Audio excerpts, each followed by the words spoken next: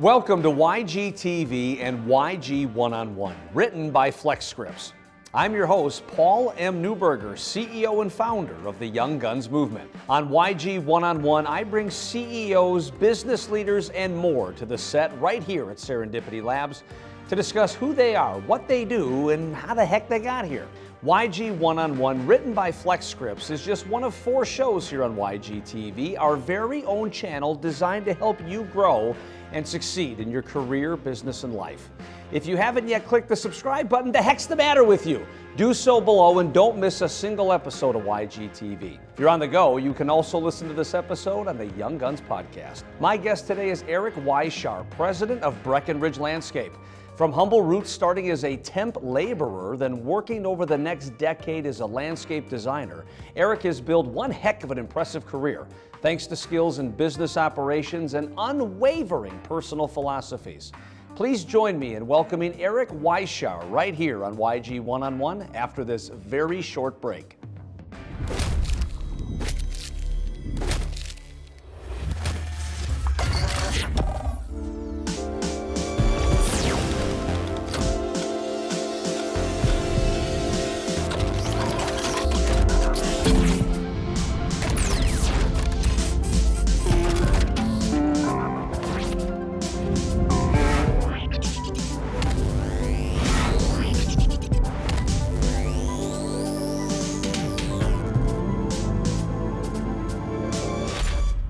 If you're a CEO, listen up. Odds are you're paying too much for your employee benefit pharmacy spend. How do I know? I work with FlexScripts. They're the PBM police, delivering their average client 15 to 20% savings on their pharmacy benefits. Think how much money that is. FlexScripts makes sure your PBM keeps their promises and meets your guarantees. And if they don't, FlexScripts holds them accountable and gets you what you deserve. Stop paying too much for your pharmacy benefits.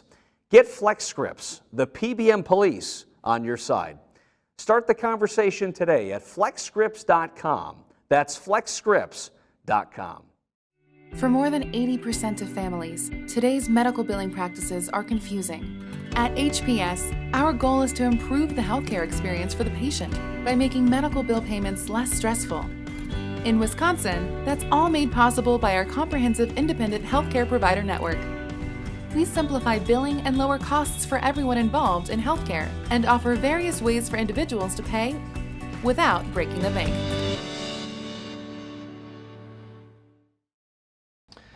Today, our guest is Eric Weishar, president at Breckenridge Landscape. Eric, wonderful to have you on the program, sir. Hey, appreciate it. Thanks for having me. Absolutely. Well, let's start unpacking this thing right away. Well, one of the things that I really like to understand when I sit down with a top executive such as yourself is the why. Now, you're a very humble guy, so you're probably going to want to smack me even just for saying this, but you have a lot of talent. You have a lot of ability. You've built a successful business over at Breckenridge. Why landscaping? Of all the things that you could be doing, why landscaping? Yeah, it's interesting. I mean, after I got out of high school, I went to college for a year, and I quickly discovered that it just wasn't for me. You know, I had to take all these core courses, and there wasn't a lot of interest there.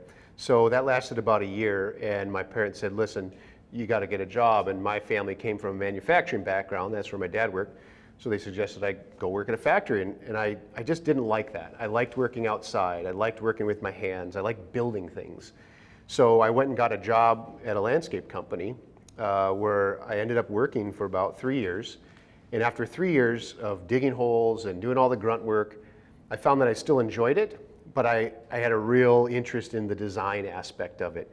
I was working on these very cool projects, these very unique projects where, you know, we were building these really interesting things for people, and I started to pick up on some of the design aspects of the project, and so I decided to go back to school, and that's what I did. I went back to school. I went to MATC, got a degree in landscape design, but even throughout that process, I've always had this, you know, drive to go on to the next thing in terms of like the career path. So when I was a laborer, I wanted to be the technician. When I was a technician, I wanted to be the foreman. Then I wanted to be the designer. Then I wanted to own my own business. Then I wanted to have the best business that it possibly could. And, just on and on and on from there. It's like always, what is the next goal? What's the next, step in the ladder of achievement? And so I just sort of stayed on that path. And, the nice thing about it is it satisfies my passion for creativity. I get to design and create really cool things. I love building things. I like taking a concept out of thin air, something you've just imagined in your mind, and I love building it and creating it and making it come to fruition and seeing something, whether it's somebody's backyard patio or a commercial project or whatever it is, looking at that and saying, that wouldn't exist if it were not for my creativity and my team's hard work.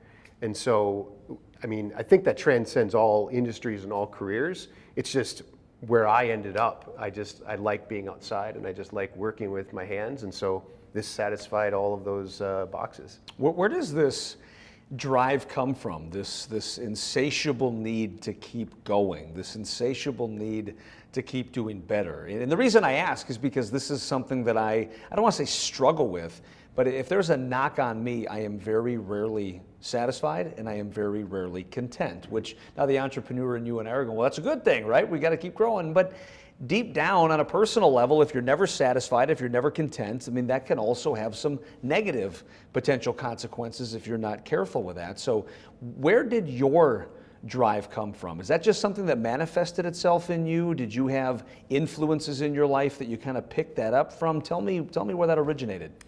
I think that growing up, my grandma, who was on her own, single for once she was in her mid-50s when my grandfather passed. She was a really hard worker. She was an immigrant. She came here from Italy when she was in her 20s, raised 4 kids and everything. Worked hard, worked at a factory. And she had these apartments downtown, and I would go with her in the summertime, and I would just work with her all day long. We'd go down to the deli, have a sandwich for lunch, and just paint and do carpentry and tile work and all those things. And so I think that's where the hard work aspect comes from.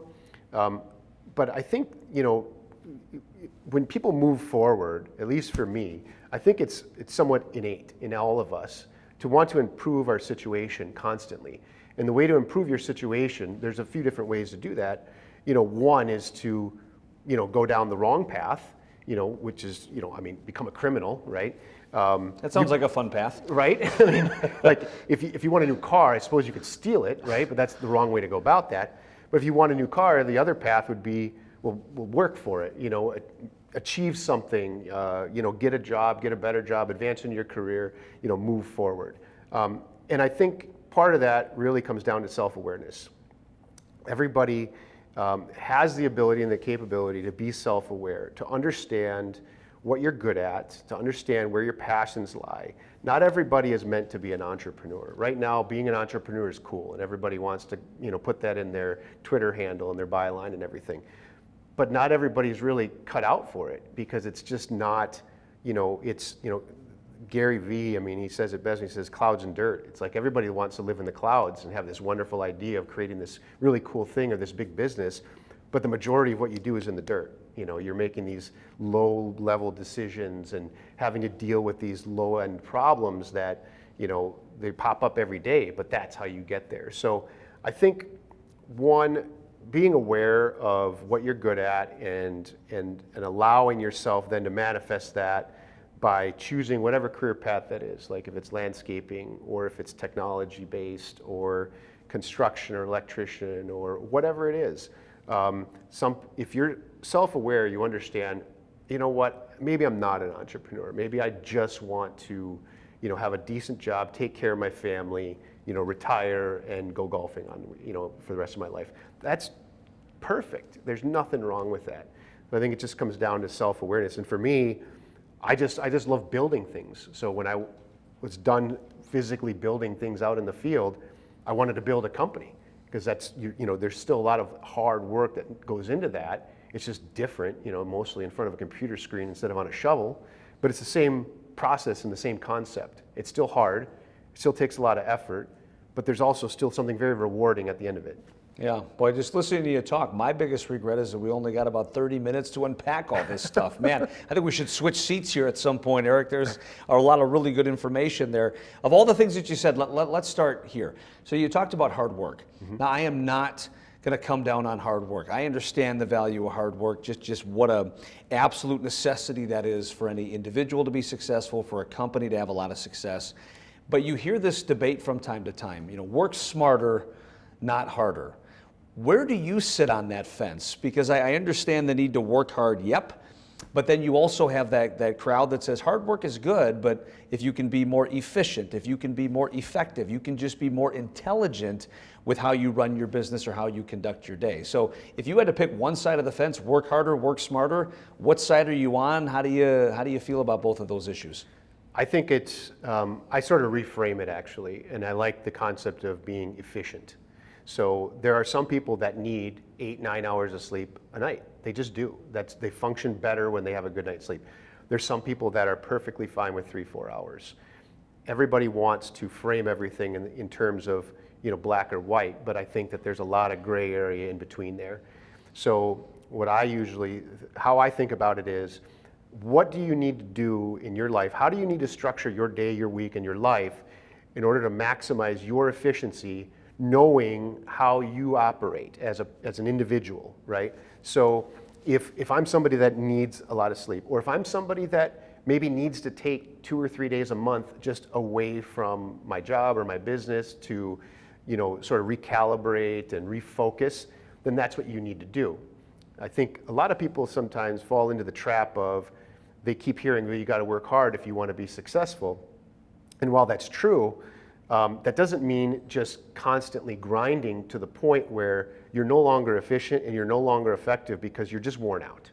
And so I think, everybody talks about work-life balance. I mean, I think it's the same thing. It's work and it's life. Life is work and vice versa. So figure out, that's where that self-awareness comes in. Figure out how you best operate to maximize your efficiency, and everything else will take care of itself. So how do you best operate then? I mean, what is your system? What works for you? Give us a glimpse into your routine to be at the best possible peak performance on a daily basis. Sure. I'm one of those guys that I really need 7-8 hours of sleep. I just do. My brain needs time to sort of, unwind and go, and refresh itself and restart everything. But basically, I wake up in the morning, I wake up with the sun. I haven't had an alarm clock in probably 15 years. I just wake up when I need to. So if it's 5 in the morning and I need to be up at 5 in the morning, I'm up at 5 in the morning. I usually, grab a cup of coffee and I jump on my handheld device, my iPhone, and I just start going through several different things. I go through, some Twitter feeds and some other things to sort of get some information, and it's some things I'm interested in. Seeing what's going on with that. I check a bunch of emails, and then I sit down and I have a planner, and I just go through and I plan out the 5 to 7 things that absolutely have to get done today. And then I have a secondary group underneath that, and then a third group underneath that. And so once I have established, these are the things that need to be done today, these are the things that if I have time, I'm going to get to them, and then so on down the line. Then I go and I get a workout. I go to the gym, I put in a podcast, I put in about an hour of cardio and lifting. I get back home, change up, head to the office, and there I'll spend most of the rest of my day, probably till about 6 or 7 at night. During that time, I'll really hit it hard for about 2 to 3 hours on whatever task that's at the top of that list.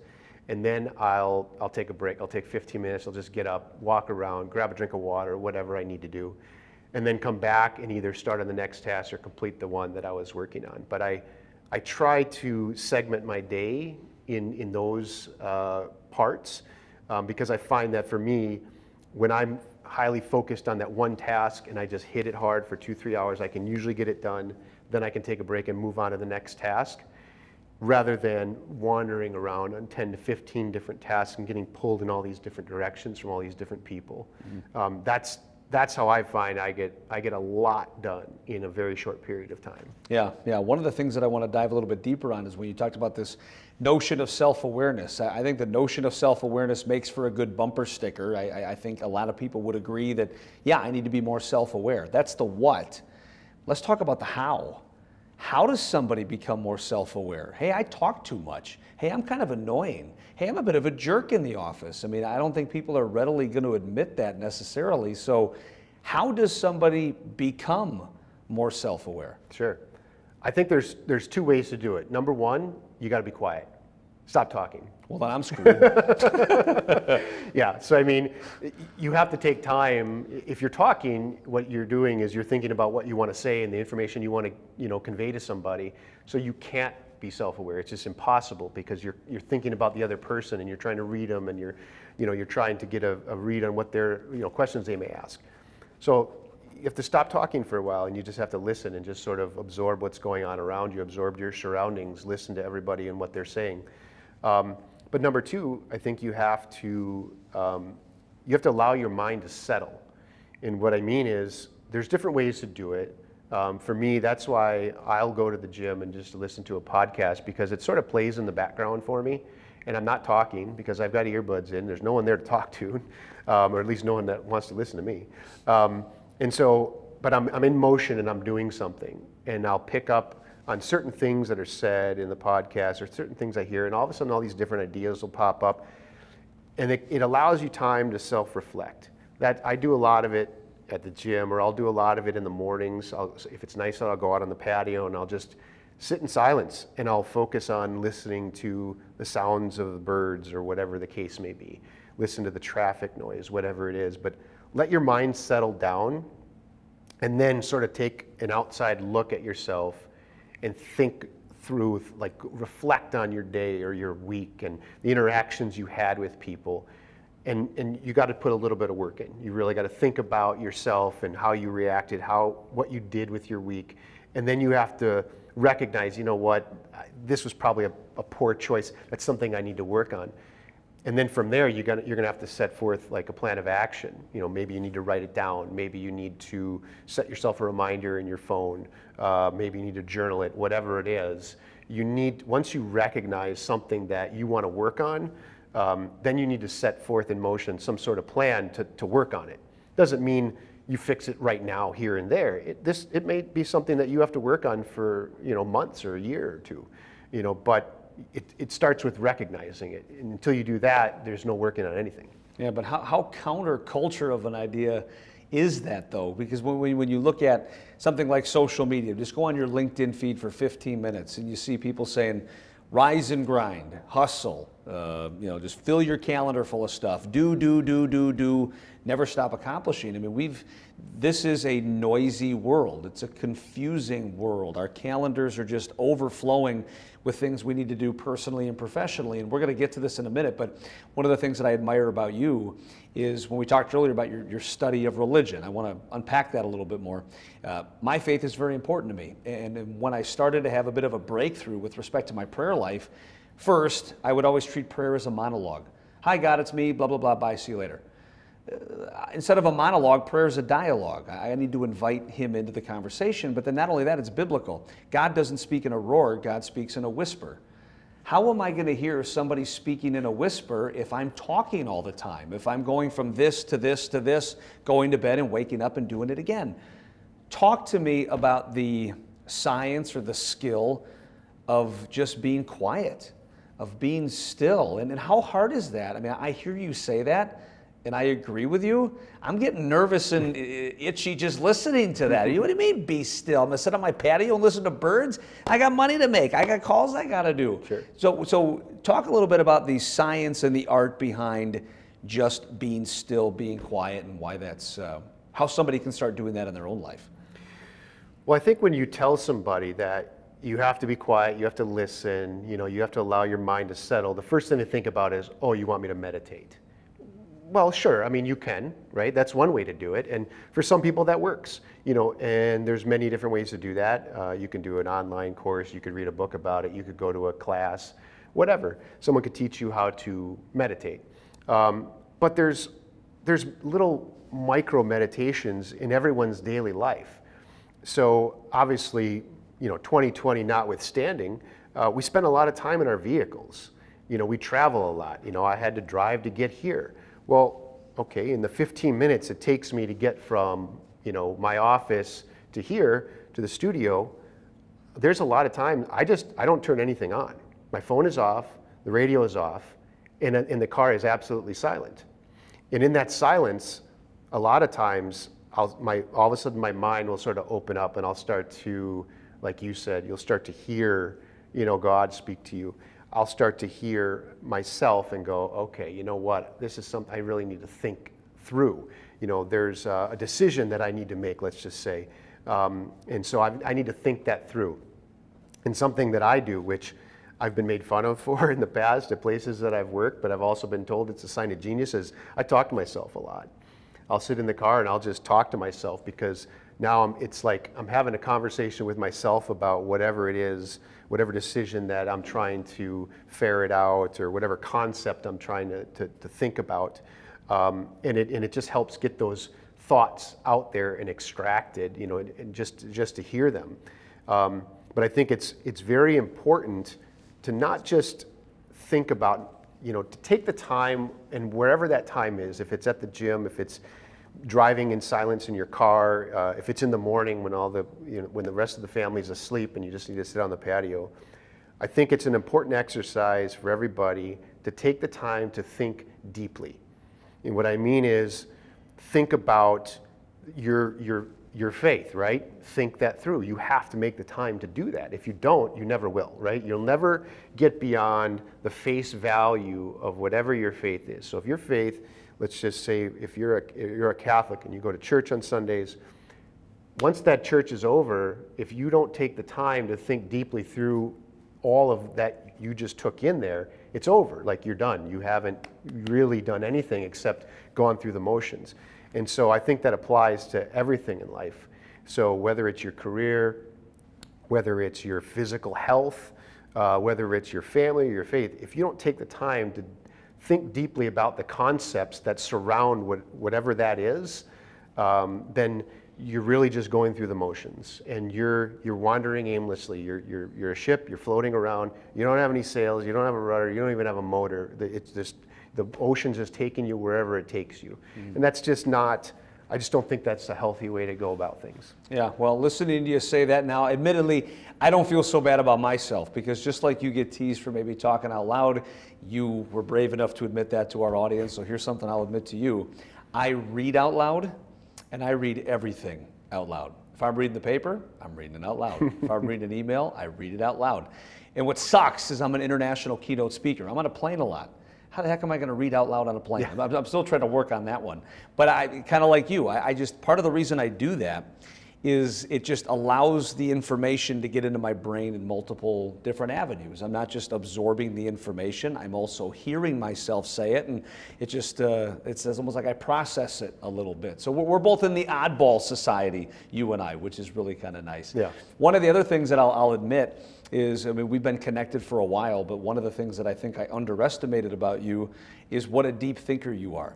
And I'm man enough to admit it, but the guy runs a landscaping company. He's one of those guys that's just out there moving trees. And how deep of a critical thinker is he? You're a deep guy. And one of the things that I'd like you to talk about is, I know you have an interest in philosophy. I know you have an interest in theology. So when I think of philosophy, I mean, we've got Socrates, we've got Plato, we have Homer, Weishar, maybe adding him to that list. So yeah. Why don't you talk a little bit about your love of philosophy? I mean, what is it that interests you so much about that, and why is the study of philosophy so important for you? Well, I mean, when you think about it, philosophy is the underlying foundation of every single thing in your life. So if you're in a career, whatever that career is, if you don't have an underlying philosophy about life and what you expect out of it, or what you want to get out of it, or what you want to get out of your career, again, you're wandering aimlessly. Now, you may already have a philosophy and maybe you don't know it. You know, you've sort of evolved a philosophy about your life and you've really never explored it. You've really never thought about it and written it down or thought it through. But philosophy is is the basis of everything. And so that's where you have to start. And so I think that we owe it to ourselves as humans who are conscious beings and are able to think critically, to exercise that part of our brain. Because if we're only focused on, what we're doing today and what we're going to have for dinner and where we're going to go tonight and what I have to get done at work, and you never really explore the why, like you say, behind all of that, again, you're sort of wandering aimlessly. You're just accomplishing tasks. You're busy and you're grinding, but where is that leading you? And so I think the foundation of that begins with philosophy, and it imbues everything. I mean, when you talk about the monetary policy of the United States, well, where does that come from? Well, there's a philosophy behind that. And whatever it is, you can say that it's right, you can say it's wrong. I mean, the philosophy, it's not static. There's many different aspects of it, but it's the underlying foundation of everything we do in life. And so one aspect of that being theology. Theology, I think, is probably one of the more important aspects of, if you just lump it in with philosophy as a general, study or way of thinking. The interesting thing about theology is that it compels so many people on this planet to live in a particular way. So what's interesting is that you can take, the three major religions of the world, and each, of those groups of people conduct themselves and believe certain things so deeply, that they're willing to go to very extreme lengths, in defense of or in servitude of that belief. And so I think a philosophy that's that powerful, is extremely interesting. And it's something I've always wanted to study. I mean, that was, like I said earlier, that's the one good thing I was really good at in school was philosophy. I never pursued it because I was told, well, what are you going to do with that degree? Well, you can't make money, thinking, But, I think that it's good to explore that even if it's not in school. Read books, watch videos, listen to podcasts, wherever you need to absorb information. But I think it's important to look at philosophy in general. Yeah, and I would agree. And as I'm listening to you say these things, I've got several thoughts going through my mind, but whoever advised you can't make money thinking, I hope that person's not a part of your life anymore. What kind of advice is that? Yeah. But one of the things that I really admire about you is you're talking. So when you talk about philosophy, the underpinnings of things, the whys behind things, theology, the understanding of why people believe what they believe and why they get so passionate about it. I mean, the one word that's going through my head, correct me if I'm wrong, but that one word is empathy. Mm-hmm. You're putting yourself in somebody's shoes. Basically, you're seeking to understand. And from this comfy little blue chair, I think that is a skill set and intangible that is in very rare supply in society today. If I say Joe Biden, how many people want to jump out the camera at me? If I say Donald Trump, how many people want to come? I mean, we are on a hair trigger wire in society today. Black Lives Matter, or whatever the case may be. I mean, people have such deeply held beliefs on all these issues, and they're quick to lash out if you disagree. They're quick to be angry with you if they think you're on the other side. But how many people say, whoa, you're a supporter of Joe Biden, you're a supporter of Donald Trump? Let me seek to understand why you do that. Empathy. Is empathy in abundant supply in the leadership ranks, or regrettably in rare supply in the leadership ranks? I would say that successful leaders have it in spades, because you have to. So just take, for instance, my industry. I have to deal with vendors, and I have to deal with contractors and general contractors.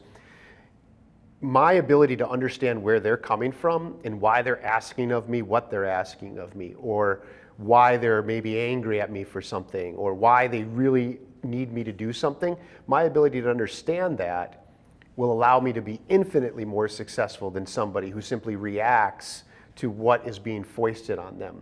So if a customer calls, so for instance, we had a customer the other day who called and he said, I said, I'm sorry, we're not going to be there, tomorrow, like we said, because we had something come up on a job. We're going to have to push it off a day or two. And he got angry and he was upset, and so I kept talking and I kept asking questions, and what it came down to was He just wanted the job done within a 1-week time period. So by us not coming until Thursday, we likely wouldn't finish by Friday and it would spill over the weekend. And that was his trigger point. Now, if I had just reacted to him being angry that we weren't going to be there and gave him the litany of excuses of why we couldn't and tried to get him to see it my way, okay, we wouldn't have gotten to the point where I understood why he was upset about it.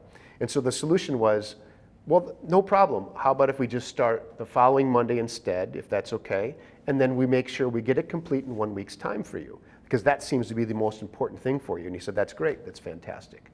So that's just one example of if you don't have empathy and you don't utilize it, you're just not going to be successful, or you're not going to be as successful as you could be. And so I think that comes down to the self-awareness aspect of listening, asking questions, not being reactive. I think in general, as a society, we're constantly being pushed to be reactive and to, look at other people as adversaries instead of recognizing that, and I firmly believe this, especially in the current political environment, we all have way more in common than we're being told we do. We're constantly being told by, quote, leaders that guy does not have your best interest in mind. He is diametrically opposed to all of your ideas and your beliefs. And then someone is telling the other person or telling you the same thing. But the reality is, we all want what's best for not only ourselves, but our families, our friends, our community, our country. Everybody, with the very small, minor exception of few people, that is their underlying goal. That's their underlying philosophy, right? And so if we keep that in mind when we are in conversation with somebody or we find out that they voted differently than we do, well, they didn't vote differently than we do because they dislike us and they want us to fail. They just believe that that's the best way to achieve the most positive outcome. So if we keep that in mind and then we exercise, our awareness and we're empathetic to their situation and where they're coming from, I just think, number one, we just get along better as a society. But number two, you're way more successful in life, in your career, in everything, in your personal life. Can empathy be learned, though? I mean, let's take the counter argument. Somebody's listening to you. Well, Eric was born with a certain skill set. He was born with certain intangibles. He's naturally curious. He's got a high degree of emotional intelligence. He's just a very inquisitive, lifelong learner. I'm not that kind of guy. Everything you said I agree with. Everything you said makes sense. But can somebody learn empathy? And if so, is there a secret sauce to bringing that to fruition? I actually don't think it's a matter of learning. I think it's a matter of recognizing that it's innate. Just like I believe that we all have a moral compass that's innate to us. And when we do things that are negative, or we do things that are wrong, we know it's wrong, but we choose to ignore that part of us that's telling us, that's not a good idea, you shouldn't do that. And some people suppress it to the point where they don't listen to it at all, and they make very, very poor decisions all the time. Some people make a few poor decisions, sometimes, but they quickly recognize, that wasn't the best way to go. I think it's the same way with empathy. I think it's there. I think it's something that's innate in all of us, because we're all humans, we're all people. We all kind of come from the same place. So I think it's just a matter of recognizing it and then listening to it, just like you would listen to your moral compass. You know that person isn't really being antagonistic. And if you can tap into that inner moral compass and that inner empathy, then you're going to be far better off. So, how you do that, I think it just comes back to, like I was explaining earlier, trying to become self-aware, listening, being quiet, and thinking deeply. So you're doing a good job establishing what I would say would be the Eric differentiator in terms of what makes you different as a person, what makes you different as a leader. How would you describe the Breckenridge Landscape differentiator? There's a lot of landscaping organizations out there. Some people would say, probably incorrectly, that they're a dime a dozen. What is so unique about your organization, and how have some of these personal philosophies that you hold so dear, these personal philosophies that you subscribe to, how has this kind of started to bleed over into the organization itself? Well, whenever you hear about companies, and especially startups and things like that, everybody talks about the company culture. What is the company culture? And I firmly believe that company culture is established from the top down. And so if you've got a strong leader at the top that has, these positive attributes about them, they're going to naturally imbue that upon the rest of the company. So number one, they're going to seek out people that have those same attributes, or at least have the capacity for it. Then they're going to constantly reinforce those attributes. And then that translates into what we describe as our differentiator as a company, which is the customer experience. So everybody's heard of customer service, and everybody thinks of customer service as the 1-800 number where you get, somebody on the other end who has no idea what you're talking about and says please and thank you a lot, but they don't really solve the problem. The customer experience is everything that the customer experiences with our company from the moment they pick up the phone or send the email to the moment they pay their final bill and say thank you, for the work.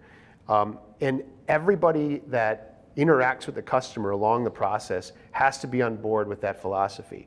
They have to, not just the customer's always right and those kinds of things, but deliver for the customer the best possible experience that they could have. And how I would describe that is, a lot of people can build a really good patio. There's a lot of companies that build a very nice patio. They use the right techniques, they use the right materials, they do a great job of it. But the thing that people transmit to their family and friends about that patio is all about their experience. So if a client of ours, we build a nice outdoor room for them, outdoor kitchen, fire pit, the works, you got it. They have a party and everyone comes over and the people start to ask about it. And they say, wow, this is a really nice patio. Who did this for you? If they had a good experience, they're now your brand ambassador, right? And they're going to explain to their friends, oh, you've got to call these guys. They did such a great job. They showed up on time.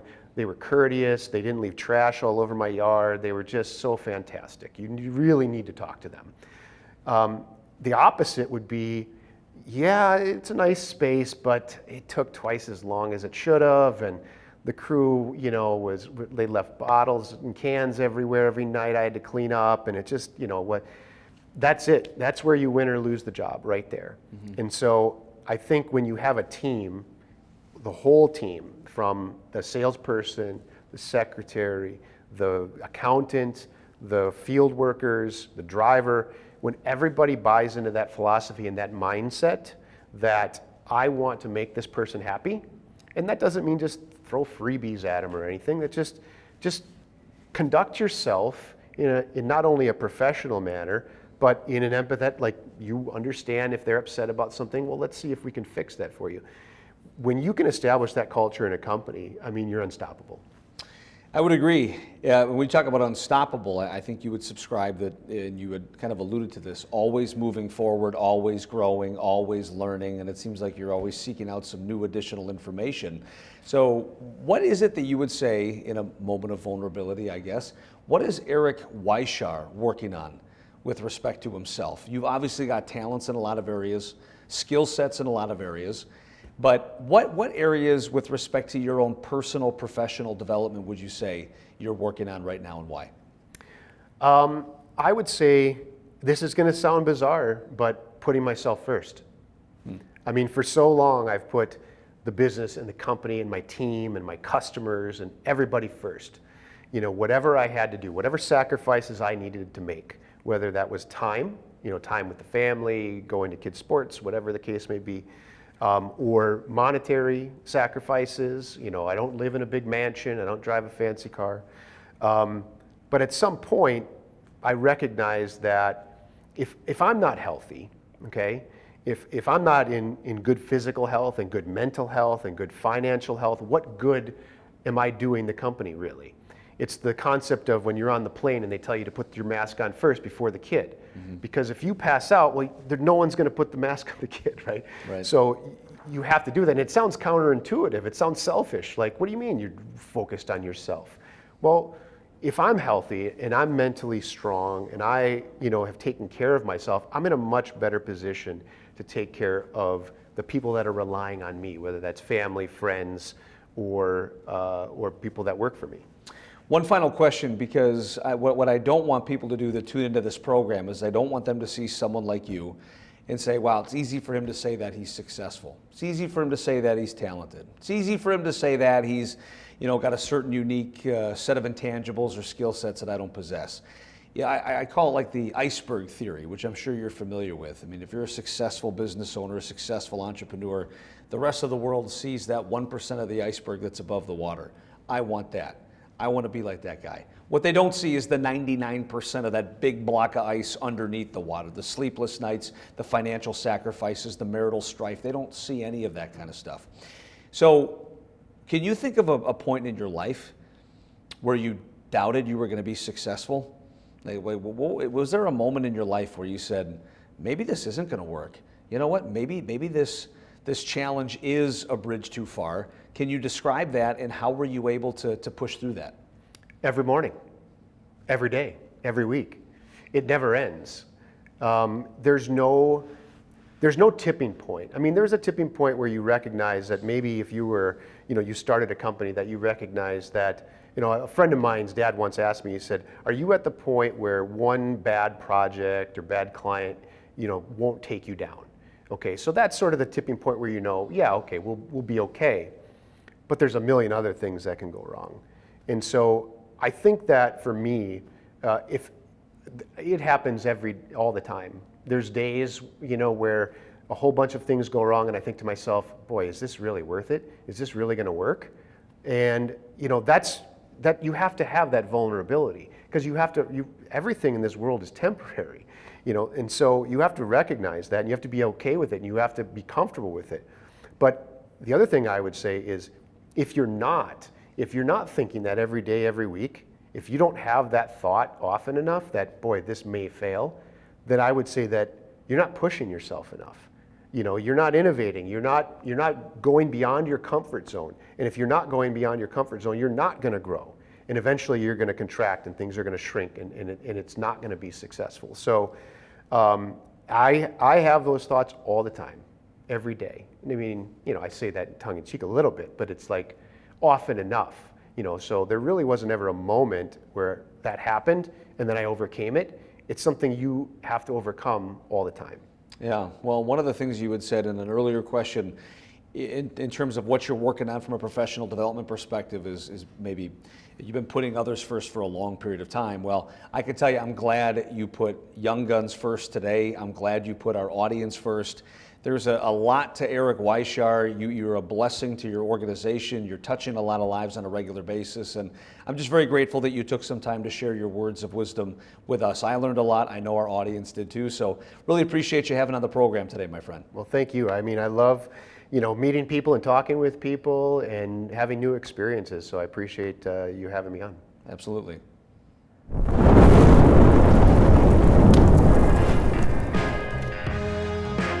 What a fascinating conversation with Eric Weishar here at Serendipity Labs on YG One-on-One, written by FlexScripts. Thanks to Eric for sharing his personal philosophies, and there were a lot of them. And now I got a question for you. Who do you want to see on this program with me? YG One-on-One is about bringing together free thinkers and luminaries who can help educate and inspire you to think unconventionally and break the rules of business. Drop your suggestion in the comments below or on any one of the Young Guns social media channels.